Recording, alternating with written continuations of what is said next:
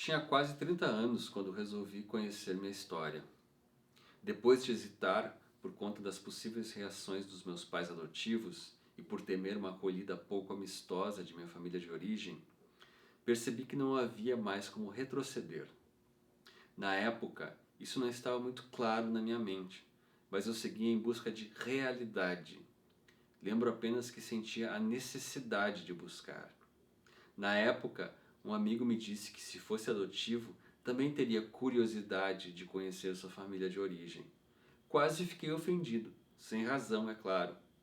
É que eu não sentia curiosidade, eu sentia necessidade. Curiosidade a gente sente para saber o final de um filme, por exemplo. Se a gente for dormir antes do final, provavelmente não vai fazer muita diferença no dia seguinte. Mas eu intuía que minha busca poderia mudar minha vida. Não estou dizendo com isso que eu precisava encontrar de qualquer modo minha família biológica, me apresentar para eles e saber tintim por tintim o que aconteceu. Mas eu precisava esgotar as possibilidades. Se não encontrasse nada, tudo bem, mas eu precisava sentir que fiz o possível. No final das contas, acredito que é isso que importa. Sentir que foi a fundo no caminho. Era bem possível que eu não encontrasse pais vivos, ou que eu não encontrasse qualquer familiar disposto a me receber ou conversar comigo. É claro que isso geraria frustração. No entanto, assumir que havia uma história pregressa e ir ao encontro dela já seria libertador. Ao mesmo tempo, teria eu o direito de importunar pais e familiares? Depois de pensar muito, decidi que sim. Acredito que todos têm o direito de saber suas origens. Meus pais biológicos foram responsáveis pela minha geração. Poderiam negá-la simplesmente? Esconder minhas origens, sendo os únicos capazes de revelá-las? Creio que eles não têm o direito de apagar meu passado, gostando ou não dele. Sabia que no interior do Paraná, onde nasci e onde ainda vivem meus pais adotivos, havia uma senhora, a dona Leda, que deu guarida à minha mãe quando ficou grávida. Era uma das poucas informações que eu tinha. Apesar de saber desde a infância que fui adotado, nunca me permiti perguntar nada a respeito da minha adoção ao longo da adolescência. Então, quando completei 18 anos, meus pais me chamaram para conversar.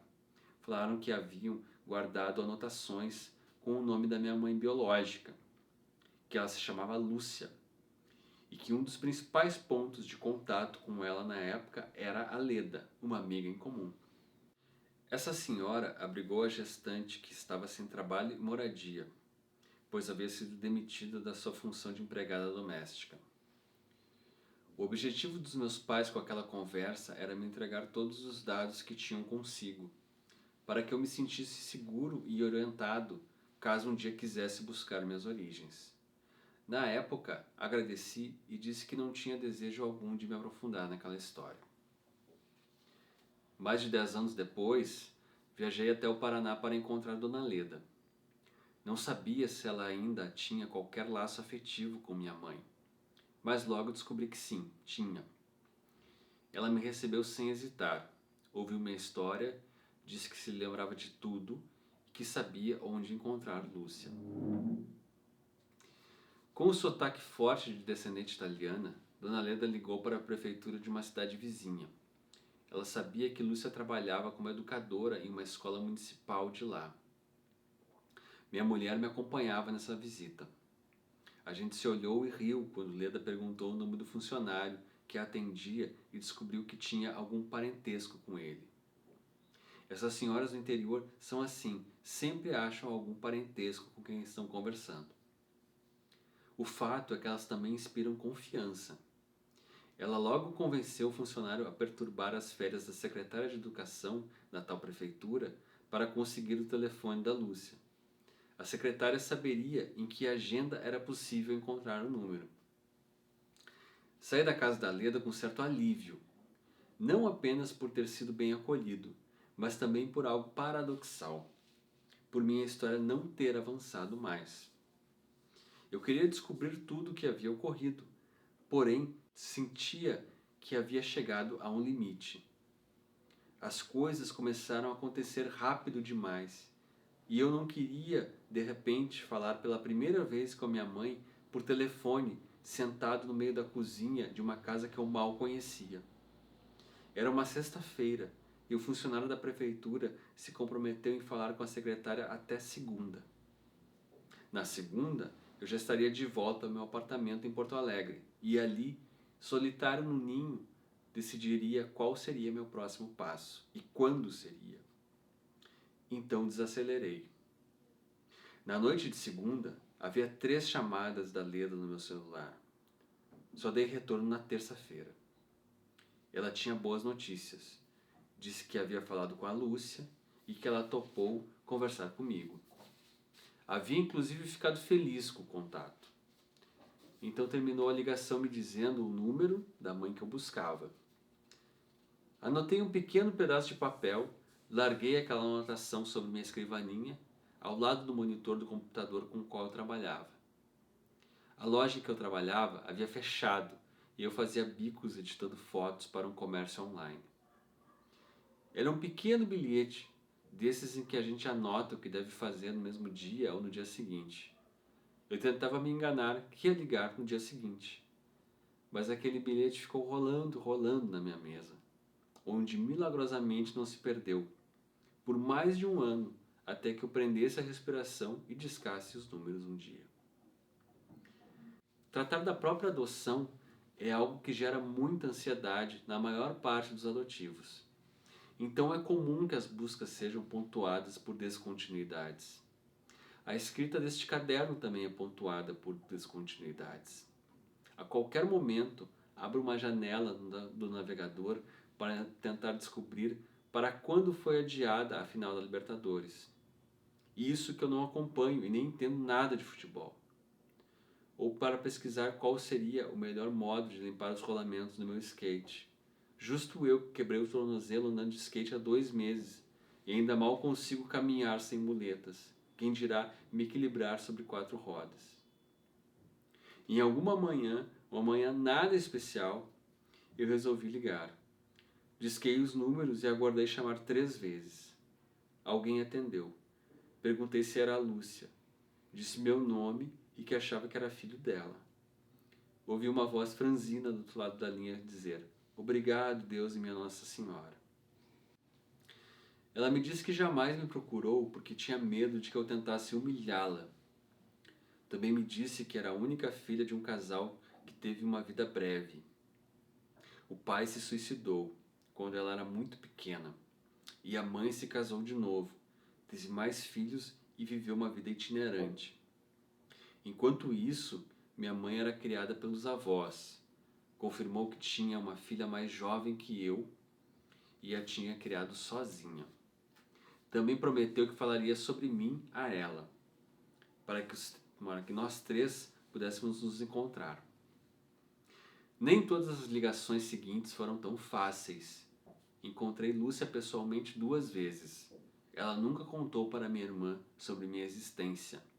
Hoje conheço essa irmã por uma inusitada conexão via um programa de rádio. Mas isso já é assunto para outro caderno. Também nunca contou sobre meu pai, o que me frustrou bastante. Hoje tenho 2 candidatos da minha paternidade biológica, que descobri com muito trabalho, ambos infelizmente mortos. Para que tudo isso? Para finalmente colocar os pés na realidade. Eu tinha me desenvolvido até um limite, o limite do que tinha capacidade de perguntar. Há uma psicóloga americana que infelizmente morreu em 2010, chamada Beth Jean Lifton. Filha adotiva, ajudou a popularizar o debate sobre adoção, escrevendo para públicos amplos. Em um de seus livros, ela escreveu de maneira precisa, abre aspas, ao reprimir meu instinto de saber de onde eu havia vindo, eu estava também formatando e contraindo o ego pelo qual eu organizava minha percepção de realidade, fecha aspas. E completou, abre aspas, ao negar meu desejo natural de saber de onde eu vinha e meu pesar pela perda dos meus pais que poderia ter tido e da criança que eu poderia ter sido, eu estava encolhendo meu espaço emocional. Fecha aspas. Como disse, nem todas as conversas com minha mãe biológica foram fáceis. Hoje, depois de algumas tempestades, mantemos uma relação cordial. Poderia não ser assim, poderia ter sido pior, mas tenho certeza de que não me arrependeria de tê-la buscado. Mais importante do que estabelecer uma amizade ou coisa parecida com quem ela se tornou, é entender como era ela no passado e de onde eu vim. Frustrações sempre vão ocorrer nesse processo. Mas mesmo, na verdade, talvez principalmente, as frustrações nos fazem colocar os pés na realidade. Lembro que uma vez uma psicóloga disse que encontros com pais biológicos seriam potencialmente negativos, pois os filhos podem sofrer decepções. Citou então o exemplo de uma filha que, décadas depois de ter sido adotada, encontrou a mãe consanguínea e deu a ela uma caixa de bombons que, pensava ela, teria grande significado. Era uma caixa que mãe e filha viam nas vitrines quando eram moradoras de rua, mas jamais tinham dinheiro para comprar. A mãe recebeu o presente de modo indiferente. Não havia guardado aquela lembrança como a filha. Isso gerou certa tristeza na filha. No entanto, não consigo olhar para essa situação como negativa. A filha teve a oportunidade de quebrar a imagem de uma mãe idealizada, que guardaria com ela todas as memórias que a menina guardou, com a mesma intensidade e significado. Quebrar idealizações pode ser doloroso, mas é um caminho incontornável para o crescimento. Este caderno também é uma ferramenta para quebrar idealizações. Sempre sonho com o momento em que vou sentar diante do teclado e simplesmente digitar um texto límpido e claro, que já está pronto na minha cabeça, quase como um músico que anota na partitura uma melodia que conhece bem. Em 2016, quando lancei uma biografia dos engenheiros do Havaí, foi assim. Depois de pesquisar por 1 ano e meio, já sabia qual livro ia escrever e como escrever. Quando comecei, calculei que precisava escrever umas 300 páginas em 3 meses. Fiz um cronograma e deu tudo certo. Foi trabalhoso, é claro, mas foi como dirigir em um dia fresco e ensolarado, sabendo o destino e os principais pontos de parada. Já escrever este caderno é como seguir por uma trilha escura munido de apenas uma lanterna, capaz de iluminar somente até o limiar do próximo passo. Espero que ao menos um lampejo dessa luz tenha ficado guardado nessas páginas e que tenha ajudado o leitor a iluminar algo de sua própria história. Sei que não passei neste caderno por temas sobre os quais sou questionado em conversas e palestras. Como fiquei sabendo que fui adotado? Nas minhas buscas, descobri outros parentes consanguíneos. Saber desde pequeno que fui adotado me protegeu de viver em um mundo de insinuações e suspeitas, prezando a importância de não ocultar a verdade. Já conhecer familiares de sangue me ajudou a me apropriar do meu passado, a conhecer e compreender as dificuldades e limitações de quem me gerou, ajudando a desenvolver empatia e dissolver rancores. Ambas as perguntas merecem livrinhos como esse, só para elas. E talvez mesmo assim não se esgotem. Espero que em breve eu possa escrevê-los e lançá-los. Por crescer sem saber minha história de origem, tendo que conviver com algumas lacunas na minha narrativa pessoal, creio que me encaminhei para um ofício em que tudo consiste em contar histórias. Talvez eu sentisse que, ao completar as lacunas das histórias dos outros, pudesse também me sentir um pouco mais completo. Naturalmente, as coisas não funcionam dessa forma. E em algum momento tive que ir atrás do que era meu. Depois que a adoção me levou à escrita, levo agora a escrita à adoção, em um trabalho de me aprofundar e compartilhar experiências sobre o tema.